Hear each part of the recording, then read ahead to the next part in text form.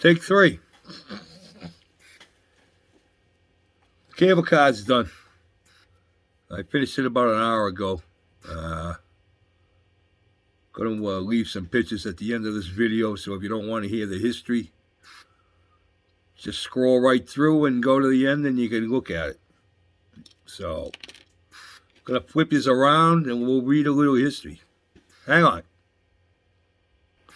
There we go. Let's see, where can we look? Maybe we could look outside. How's that? All right, boys. So, during a foggy winter night in 1869, Andrew Hallidie, Hallidie, came upon a heavily laden horse car that was struggling up one of San Francisco's steep hills. Suddenly, one of the horses stumbled. The brakes slipped and the car careened down the hill, dragging 4 terrified animals behind. With the thought of preventing similar horse car accidents, Hallidie set out to perfect a cable car system that would carry passengers up and down the steep San Francisco hills. This despite the ridicule of many who called it Hallidie's folly.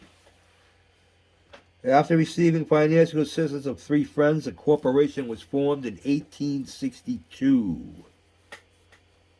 Oh, what? No, it's got to be 1872. Yeah, they got a misprint here. So it's 1872. A franchise was obtained from the city to build a line up the Clay Street Hill with the understanding that all rights would be forfeited to the city if everything wasn't ready by August 1st, 1873. From May 1872 to the deadline in 1873, Clay Street was the scene of unprecedented activity. Yes, I know. Trenches were constructed to house the cable, tracks were laid, and the street was reinforced.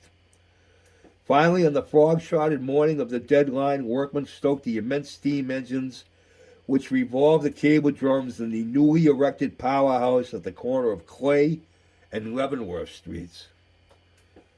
With virtually no fanfare or cheering crowds, Hallidie stepped aboard a wooden trolley at the top of a 5,300-foot-long section of Clay Street and took hold of the grip wheel himself after the first grip man took one look down the steep grade and reportedly stepped right off again. The car moved slowly over the brink and the first cable car line in the United States was off to a start. So now I got a little technical information about it.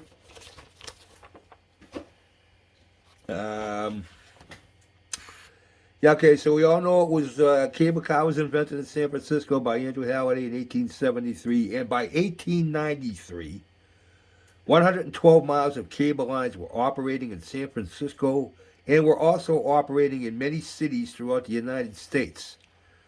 Today, San Francisco is the only city in the United States operating this type of vehicle. The municipal railway is operating 67 cable cars on grades up to 21% over 17 miles of track. The steel cable that runs in a slot below the surface of the street is 1 1/4 inches in diameter and travels about 9 miles per hour. This cable is operated from a central power plant by a 750 horsepower electric motor. The cable never breaks from wearing out. It is carefully watched at all times, and when worn, it is spliced at night after the lines are shut down. The cable only breaks when a car has been in an accident and sudden strain is put upon it. Then the cable crew goes into action and finds the break. They simply hunt for the loose ends by peering into the slot with a flashlight. A temporary splice is made and the cable machinery is started to bring the temporary splice into the car house where the cable is woven together with a permanent splice of 55 feet long. This giant splice must be the same diameter as the cable and is longer than any splice in the world. The connection between the car and the cable is by a device called a grip. This grip is fastened to the forward truck of the car and extends down through the slot in the street to the cable, which is 18 inches below the slot and runs on pulleys. The grip itself is a semicircular, about a foot long, and is in 2 parts that are hinged and closes over each side of the cable like a vise. When the operator of the car pulls back the grip lever, a heavy metal plate descends against this hinged semi-cylinder, forcing the two curved hinges or grip dies to close around the cable. Two rollers, one on each side of the hinges, guide them over the cable. When the operator pulls the grip lever back, pressure is put on the cable and the car is put in motion slowly. When the grip lever is pulled completely back, the car moves at the speed of the cable, or about 9 miles per hour. Following are the specifications of single-ended cars. They weigh 12,180 pounds. They seat 29 people. Their length over bumpers is 27 feet. The length over the closed section is 12 feet. And the length over the open section is 15 feet. They're 7 feet 10 inches wide. The truck centers are 11 feet 8 inches. 22-inch size wheels, cast iron wheels. Wheel brakes, and the track gauge is 3 feet 6 inches. That means from rail to rail, it's 3 feet 6 inches, in case you don't know what track gauge is.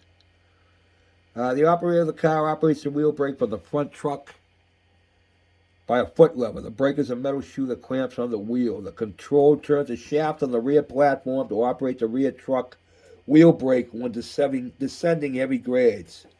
Now the track brakes, I thought this was pretty cool. This is a wooden block.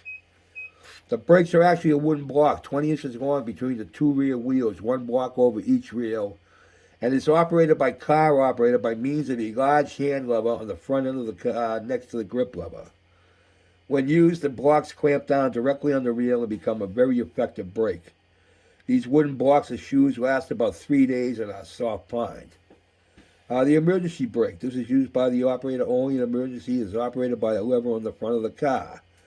When the lever is pulled, it causes a guillotine-like piece of metal 18 inches long to penetrate the slot, bringing the car to an abrupt halt.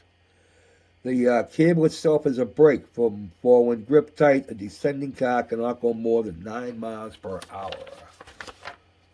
All right, so there's our history on it, boys. So there's the history on it. Now we're going to go take a look at it. Oh, shut up. Good God. Hang on, fellas. Oh. All right. I thought it came out pretty cool. Mrs. Mac thought it came out pretty cool. I don't really care what Jeff thinks. All right, let's go. Ding, ding. All I can hear is rice-a-roni. Ah. All right. And here we are. I got to take that thing off. I keep shutting it off. So there she is, boys. Tell me what you think. I think she looks pretty damn good, to be honest with you. There's our open seats. There's our closed section. Cable car, San Francisco. And some decals on over there. I had a problem with one of the decals on, what side was it?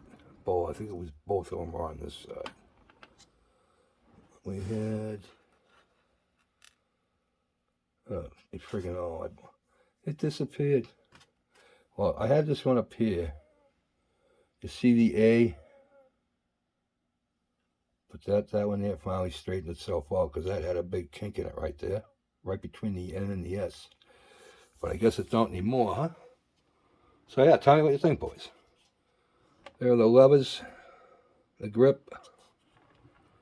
Come on, a little track. See if we can get in there and show you a little bit of the woodwork. Yeah, I'm real happy with how she came out. Real happy with how she came out. So, I'm going to put some pictures at the end. You boys let me know what you think. A lot of fun building it. Probably, 4 or 5 months from now, he might get his done. So, we'll see what happens. But I ain't waiting. Got a lot of stuff to build I want to build. So, there it is, boys. Let me know what you think, huh? We'll talk later, all right? Peace out.